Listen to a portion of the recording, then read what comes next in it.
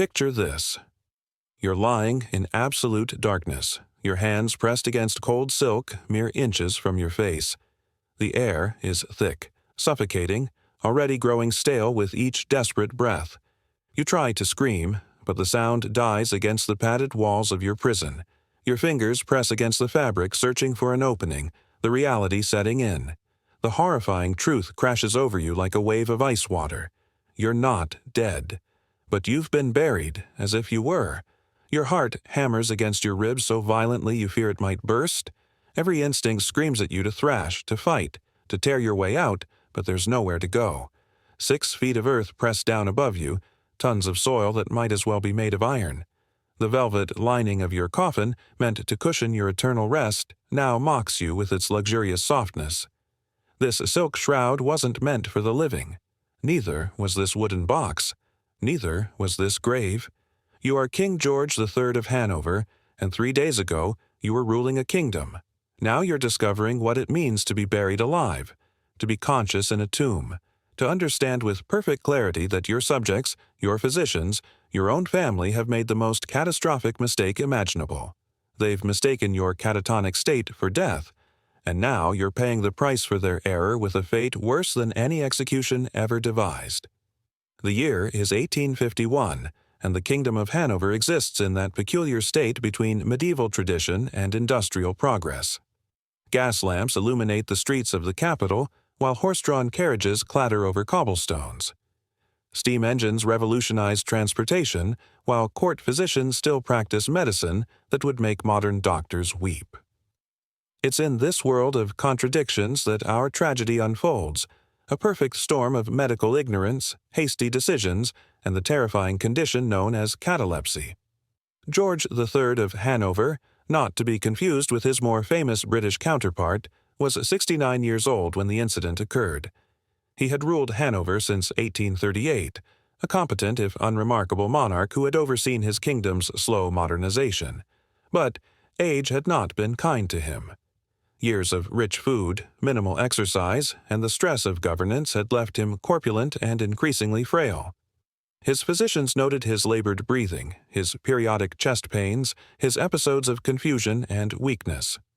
On November 15, 1851, the king collapsed during a state dinner. Witnesses described him clutching his chest, his face contorting in apparent agony before he crashed to the floor, sending crystal goblets shattering across imported marble.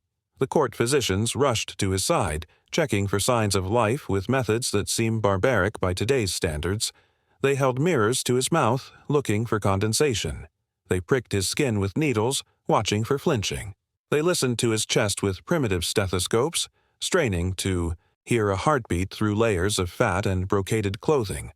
What they didn't know, what they couldn't know given the medical knowledge of their time, was that the king had entered a state of cataleptic coma.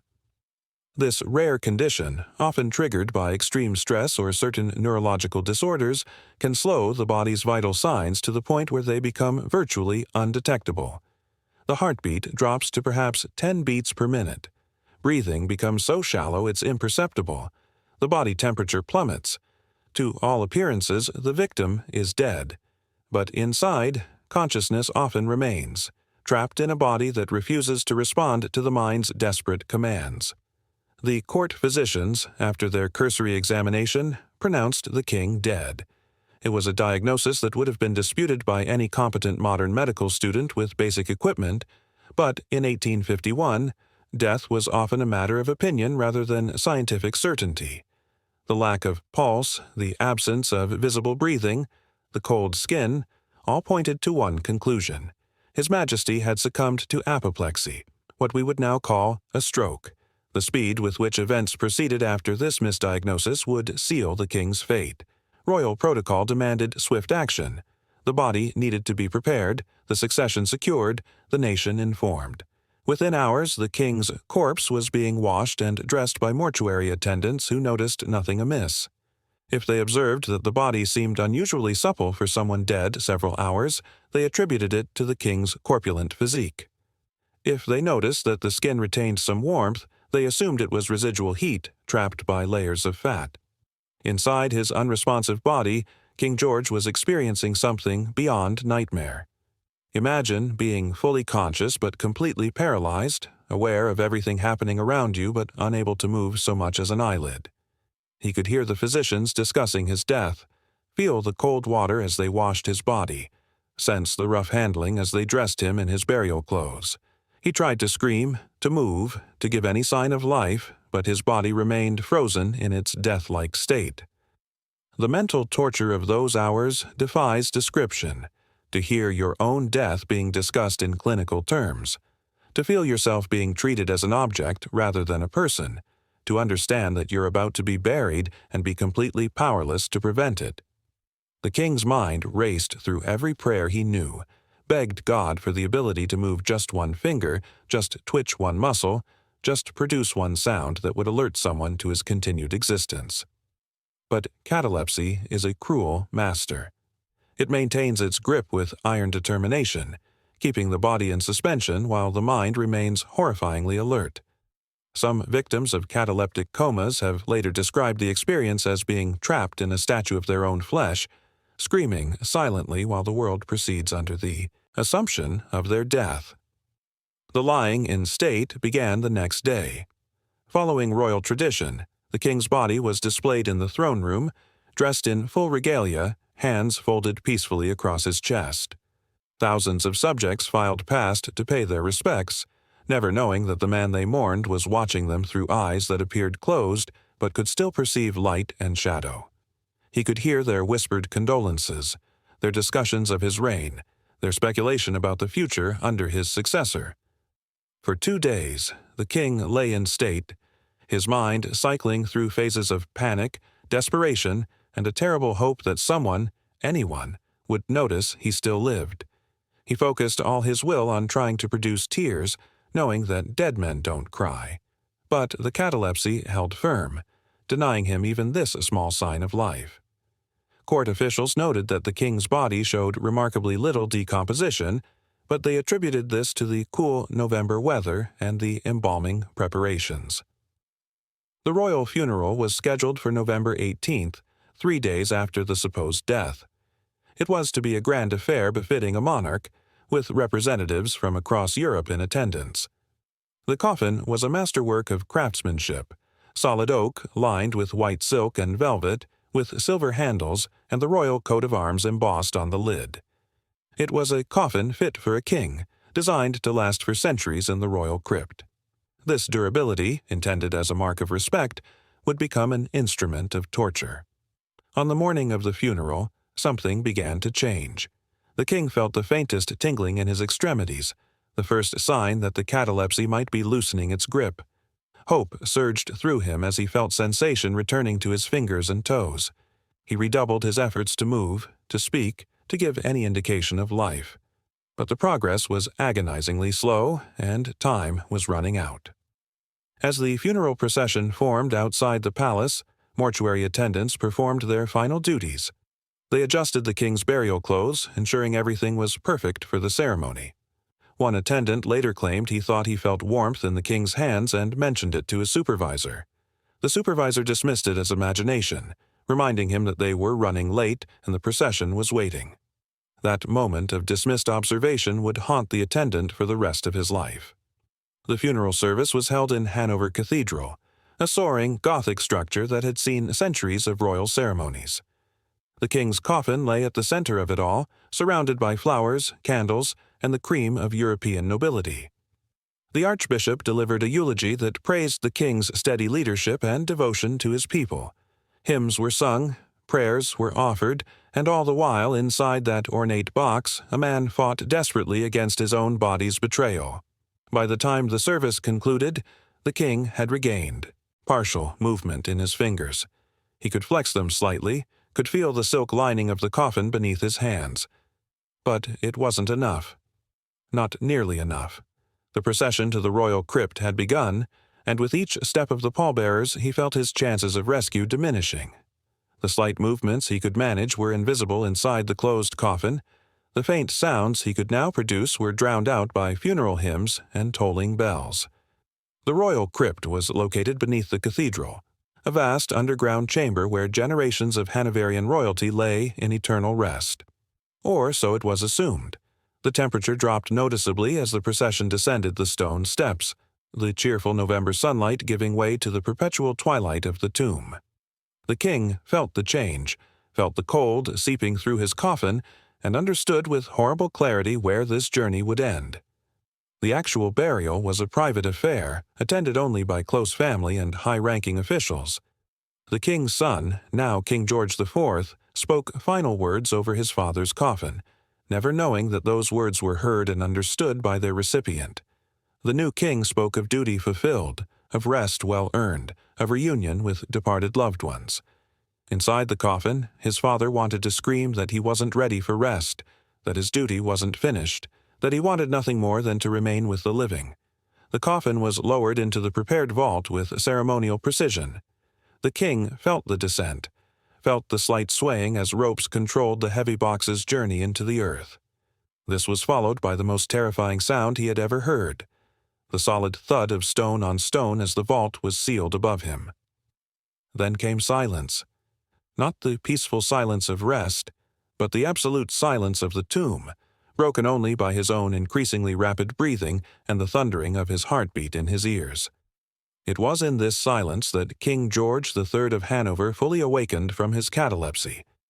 The condition that had mimicked death so perfectly chose this moment, this worst of all possible moments, to release its grip. Suddenly he could move freely, could speak, could scream. And scream he did, his voice echoing in the tiny confines of his silk-lined prison. He pounded on the lid of the coffin until his hands ached, desperately hoping for someone to hear.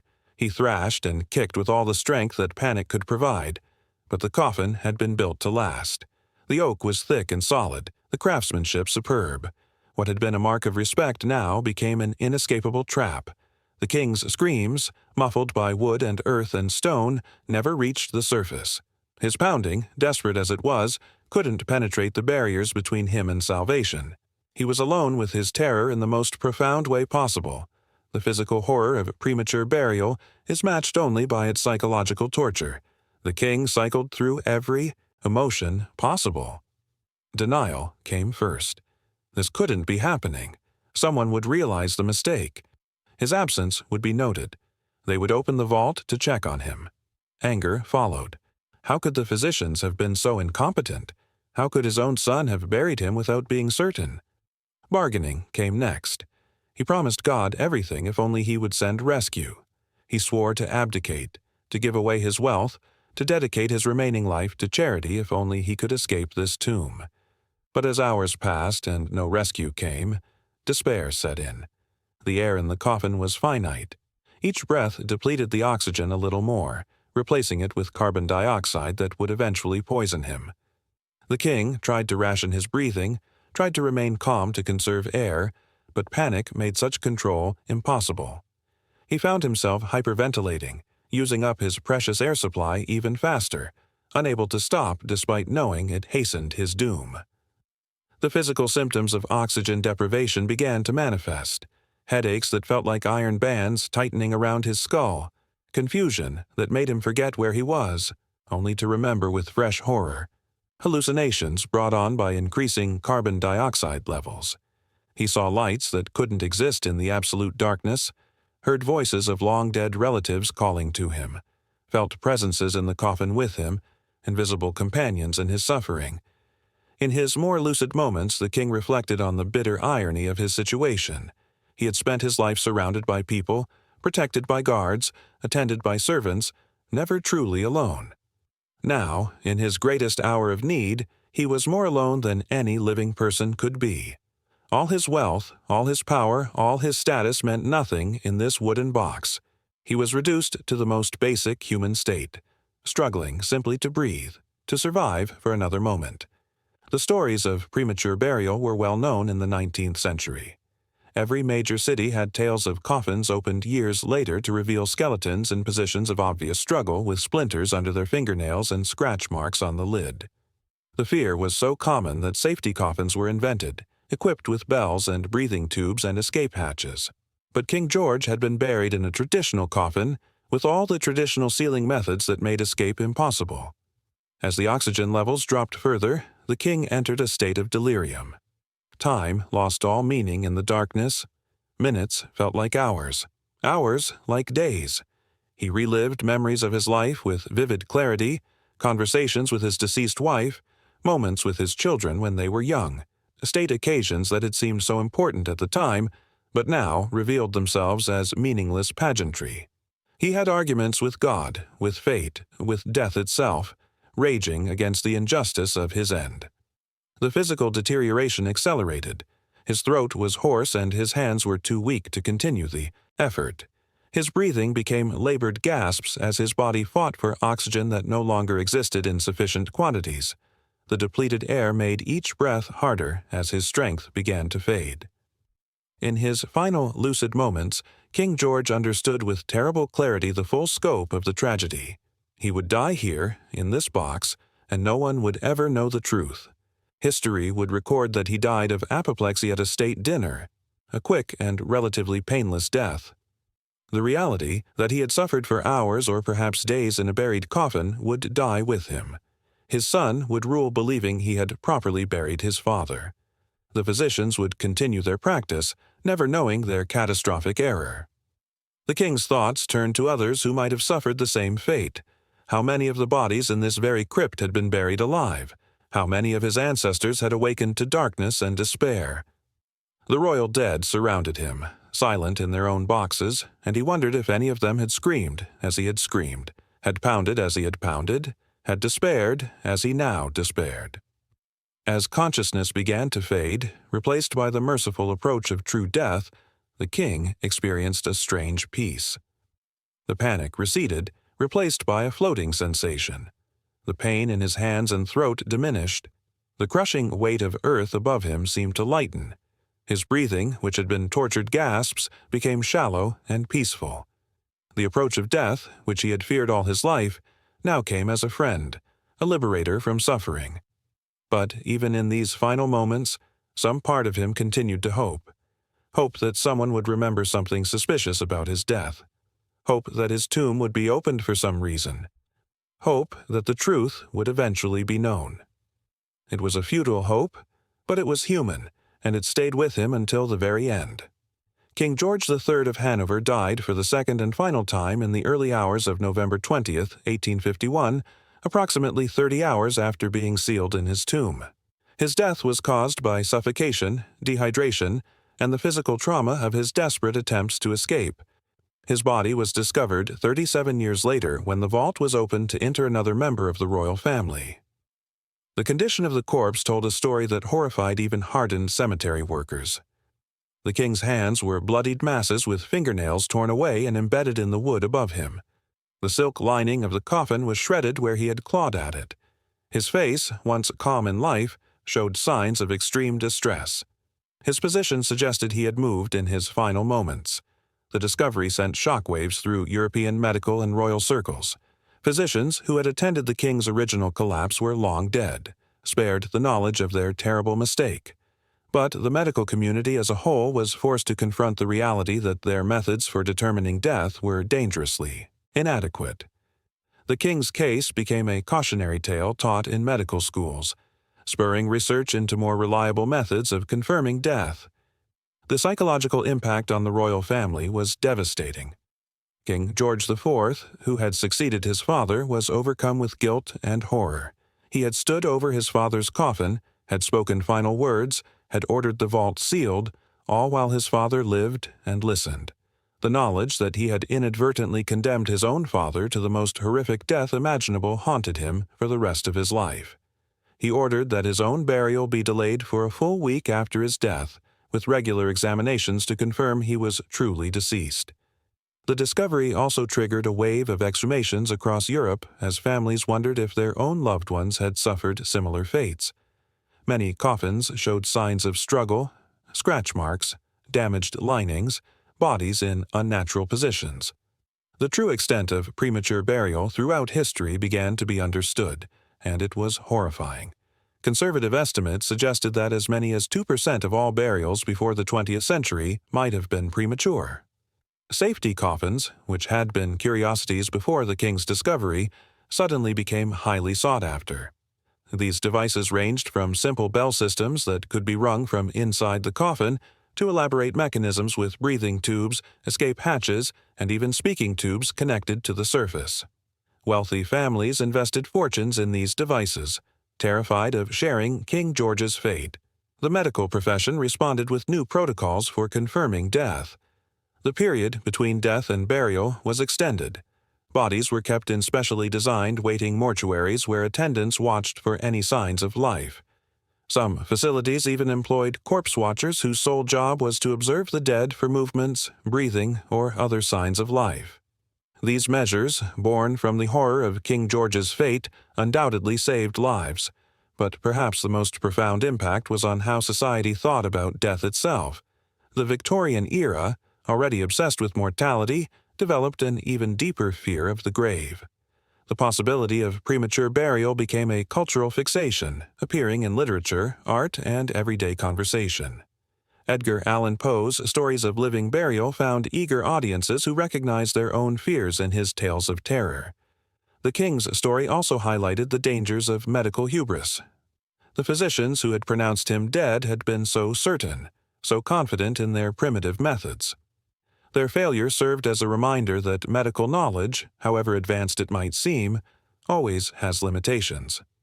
The humility born from this recognition led to more careful, more thorough approaches to diagnosis and treatment.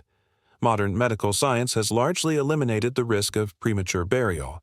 Electronic monitoring, advanced life support systems, and a better understanding of conditions like catalepsy mean that such tragedies are virtually impossible today. But the fear persists in our collective unconscious, a primal terror of waking in darkness, of screaming unheard, of dying alone in the most profound sense possible. King George III of Hanover's story serves as more than just a historical horror tale. It reminds us of the fragility of the line between life and death, of the importance of certainty in matters of such finality, and of the very human fear of being forgotten, overlooked, or abandoned in our hour of greatest need. His suffering was not entirely in vain if it prevented others from sharing his fate. In the end, the king who was buried alive by mistake became a catalyst for change that saved countless others from similar horror. His tragedy forced society to confront uncomfortable truths about death, burial, and the limits of medical knowledge. The reforms implemented in response to his discovery meant that future generations could rest assured that when they were laid to rest, it would truly be their final rest. Yet sometimes, in the quiet hours of the night, when we wake suddenly in darkness, heart pounding for reasons we can't quite name, perhaps we're remembering the king who woke in his coffin, remembering the horror of absolute helplessness, remembering that sometimes the worst nightmares are the ones that actually happen to someone, somewhere, leaving us with the chilling knowledge that the boundary between life and death is thinner than we dare imagine. The bells that rang for King George's funeral still hang in Hanover Cathedral. They toll for deaths even now, their bronze voices echoing across centuries. But those who know the king's true story hear something else in their ringing. They hear a reminder that death should never be assumed, that certainty in such matters is not just important, but morally essential. They hear the echo of screams that went unheard, of fists that pounded uselessly against wood, of a king who died not once but twice, the second time in terror and solitude that defies comprehension. His grave, reopened and resealed after the terrible discovery, bears no mention of the horror that occurred within. History books record his death date as November 15, 1851, maintaining the fiction for the sake of royal dignity. But those who know the truth understand that King George III of Hanover died days later, fighting for life in a tomb that had become a torture chamber, a victim not of disease or age but of medicine's failures and humanity's haste to bury what it believes to be dead. Some mistakes are buried deep. Others scream from under the stone.